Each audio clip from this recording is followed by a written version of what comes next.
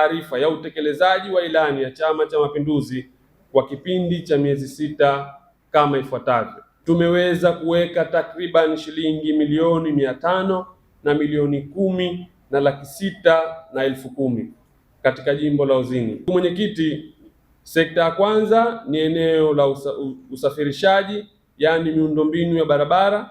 Katika kipindi cha miezi sita, mwakilishi amefanikiwa kuziweka kifusi zaidi ya barabara 5. Katika eneo la miundombinu nimetumia shilingi milioni 5. Vile vile katika eneo la miundombinu ya upatikanaji wa huduma ya maji safi na salama, katika kipindi cha miezi sita, mwakilishi kwa kushirikiana na wahisani tumeweza kutatua changamoto ya ukosekanaji wa huduma ya maji safi na salama. Tunaamini kuwa maji ni uhai, hivyo jumla ya visima 3 ambavyo vimekamilika vimechimbwa katika jimbo la Uzini. Matenki 2 yametolewa na mipira ya usambazaji maji imekabidhiwa kwa wananchi, hivyo jumla ya shilingi milioni 30 tu zimetumika. Mheshimiwa mgeni rasmi, sekta ya pili ni elimu. Tulichoweza kutekeleza katika kuhakikisha tunakuwa na maeneo bora ya kusomea na kujifunzia, pia kuwapa hamasa wanafunzi pale wanapofanya vizuri kwenye mitihani yao ya taifa. Nimefanikiwa kugawa magodoro 30 katika kambi ya skuli ya Tunduni. Kuna kambi pale wanafunzi Tunduni, nimegawa magodoro 30.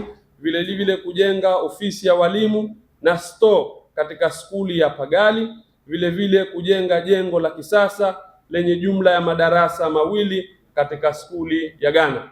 Mheshimiwa mgeni rasmi, ni katika sekta ya michezo, nimefanikiwa kuwafanyia wananchi ukarabati mkubwa wa kiwanja cha kuchezea mpira, kiwanja cha Mpapa, pamoja na kuwasafirisha vijana 20 kwenda Tanzania bara kushiriki michezo mbalimbali ikiwemo mpira wa miguu. Hii imesaidia kuleta hamasa kwa vijana, lakini pia kuongeza ushirikiano kati ya timu moja na timu nyingine. Mheshimiwa mgeni rasmi, katika sekta hii nimetumia jumla ya shilingi milioni 2 na laki 2 zimetumika katika jimbo la Uzini.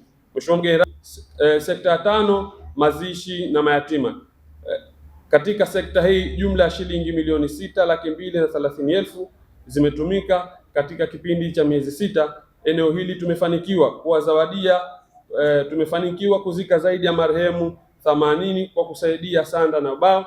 Kama Mheshimiwa Meya alivyozungumza, hili ni eneo ambalo miongoni mwa maeneo ambayo tunashirikiana mbunge, mwakilishi na madiwani. Ni sekta ya dini, jumla ya Tanzania shilingi milioni 374 laki 6 30,000 zimetumika katika maeneo yafuatayo. Eneo la kwanza, sadaka wakati wa Ramadhani. Hili tulifanya kupitia mbunge, mwakilishi na madiwani. Tulifanikiwa wananchi wetu zaidi ya 3,000 kuwapatia mchele, sukari, mafuta, unga wa ngano na tende. Lakini eneo la pili, sadaka wakati ya sikukuu ya Pasaka. Kama ilivyo, uongozi wetu sio uongozi wa kuangalia sehemu moja, na wao wenzetu wa dini nyingine tuliwafika picha humo zimo. Mheshimiwa mgeni rasmi, tuliwapelekea ng'ombe, michele, mafuta katika makanisa yao ili kuhakikisha kwamba tunakuwa viongozi ambao tunatumikia wananchi wetu bila ya kujali dini zao, rika zao, makabila yao na tofauti zao. Uimarishaji wa chama.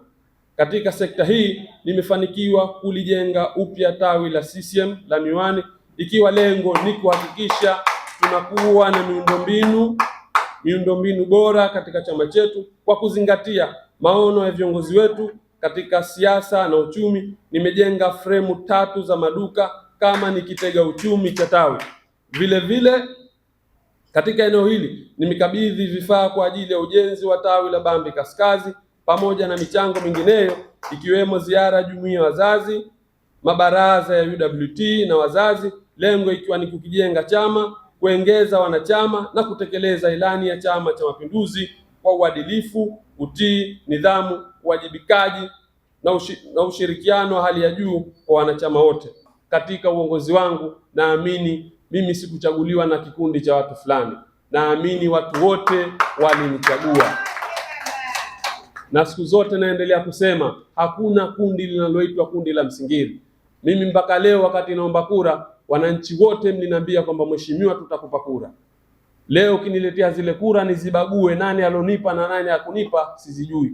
Kwa hiyo mimi naendelea kuwaamini kwamba kwa mujibu wa katiba yetu kwamba nyinyi nyote na ni sawa, na nyinyi nyote mnatakiwa mupate maendeleo kama wanavyopata wengine.